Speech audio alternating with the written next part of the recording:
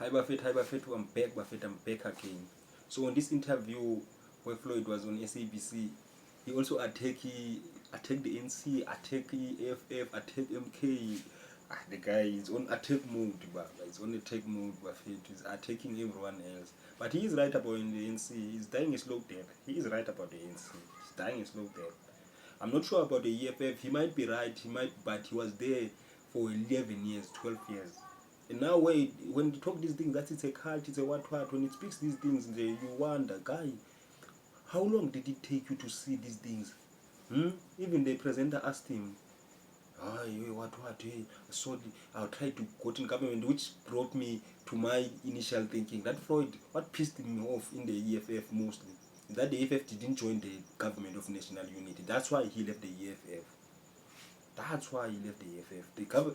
Julius Mamalelema didn't want to join the government of national unity, and the guy wanted to be on the gravy train. And then he was pissed, Baba. He said, nah, this is it. This is final. I'm going. I'm leaving. The guy is a dictator. That's why he come to the conclusion that the guy is a dictator. He doesn't want to come to the... And Julius, we are poor, on the other side. Probably Julius is getting money somewhere. We will never know this funding of these political parties. Probably is getting funding from somewhere. But watch the video. Elections, it will of course be a champion for youth development, for people with disability, for women. It will be an internationalist, Pan-Africanist movement in the manner that is designed, yes. In terms of the broader Pan-Africanist movement, yes. Do you not believe that introducing a new party further weakens, the left stance of the political arena? Because here you already have quite a few parties that are registered with a Pan-Africanist posture, and now you're adding another one. Why is it so difficult for those who are already there to consolidate? I think more than 12 years ago, literally in 2012, some of us, like myself, politically, I had already made a proper analysis and correct diagnosis that the African National Congress, which is supposed to be the party for liberation, is not the correct instrument to bring about total emancipation, to bring about total economic emancipation and freedom to the people of South Africa. So we wrote, actually, it appears in a founding document of a separate organization now, which was founded 12 years ago, that the ANC is going to gradually dissipate, whether there is an alternate movement or not. And then we said that there is a need to constitute a revolutionary, a much more disciplined and clear advanced liberation force that is going to bring about true freedom and emancipation to the people of South Africa. Now, the ANC is dissipating, and it's not because of any of the existing political parties. It's dying a natural death. Now, the issue which actually a lot of the traditional leadership inputs that we got, and even from the religious institutions, was the question of whether the two other existing black political formations are correct instrument to could replace the ANC, which is going to naturally die because it has lost its relevance, it has fulfilled its historical mission. And a correct response, which I can corroborate with practical knowledge of, and intimate knowledge of what happens in both of the two other black organizations, they are not the alternatives. The EFF is not an alternative to the crisis of South Africa. If anything, it will deepen the crisis of South Africa. Why? Because it's directionless, one, but two, it has adopted habits and mannerisms of the African National Congress. I think we've made this observation publicly that if you check the conduct of its deployees in government, it's not dissimilar from what the ANC deployees do. And I know this because when I was in the EFF, I was responsible for government or governance. So a lot of complaints would be brought about the conduct of those that are deployed in government. And whenever we'll intervene, there will be an organizational resolution to protect wrongdoing. So that is part of the reasons why we have to disassociate from such a movement that develops and adapts mannerisms of an organization. But you that held the to, second most powerful position in that party. So this is what happens. Are you therefore saying that you were powerless to correct the wrongs that you were observing? So this is what happens with my organizational character. Everyone else that we have led with before is that I will never impose my individual views and perspectives on the collective. In many instances, even when you know that this is not consistent with your personal beliefs and values, I've always subjected, and I will always subject myself to the collective view. And I always teach about and preach democratic centralism because I believe it holds organizations together. So, but let me ask this. Let me give you a quick. Let me ask this before you conclude. Oh, yeah, that's fine, sure. How soon into the existence of the said party did you notice that behavior? So the participation in government, and I purposefully pushed that the party should participate in government because I wanted to check the conduct of some of the individuals. And you must remember that the participation in government happened, I think, from the last 3 years.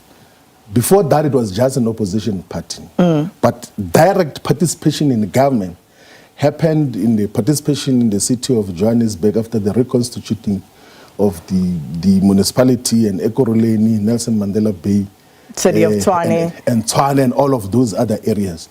And some of the conducts and habits of some people, it's what they were accused of when they were very young elsewhere, in terms of how they related with government, their mannerisms, the directives that they would give to those that are deployed in government.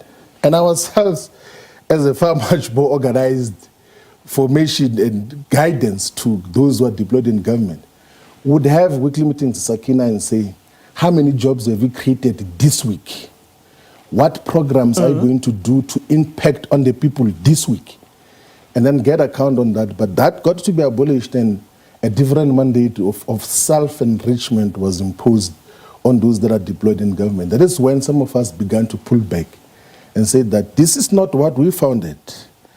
This is what we could never associate with such a type of politics in terms of what got to happen. That is why. But then you go from that. That is why. Then you move from that to a party of a man that you are on record as having accused of corruption, even grand corruption in this country, and you go and join that party, even though you say you left the previous party because you were opposed. So I took one of the best decisions politically ever, that you have 2.5 million people who have shown confidence in Umkhonto weSizwe in South Africa, and in their respect. And after having observed that Umkhonto weSizwe, the party, was struggling to find organizational sense and resonance, largely due to inexperience on founding organizations and putting systems in place,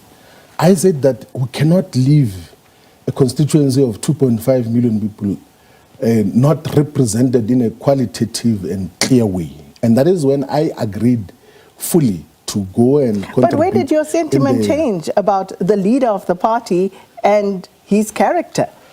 Look, I think I gave this background before. So before the formation of Umkhonto weSizwe party in October 2023, before the announcement in December 2023, on the 16th of June about the formation of Umkhonto weSizwe party, we had a very political and ideological discussion with President Zuma to then illustrate what were the weaknesses during his occupation of the presidency positions. And then, of course, we didn't retract the criticism that we gave about his relationship with the Guptas, who said that was wrong.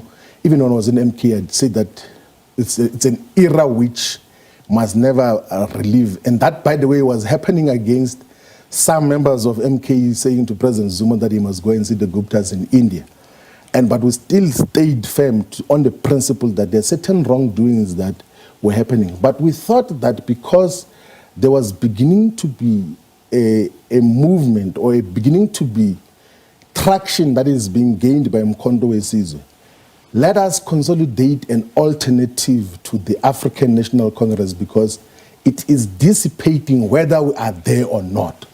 So the participation in Umkhonto Wesizwe was a very honest and fair attempt to form part of those who should constitute an alternative to the African National Congress, because it is going to die a natural death, and we need a liberation force that is going to represent majority of the people of South Africa. And we believe that Africa My Way movement is what is going to represent the people of South Africa. All right. And that is why we are there. What's the target of Africa Maibuye for the upcoming local government elections 2026? Look, we in terms of the mandate that we have from all the people of South Africa, is that we should contest elections in all the 4,364 wards of South Africa. So we are going to field the candidates in all the municipalities, in all the wards, to say that we offering an alternate, honest political agenda and developmental program,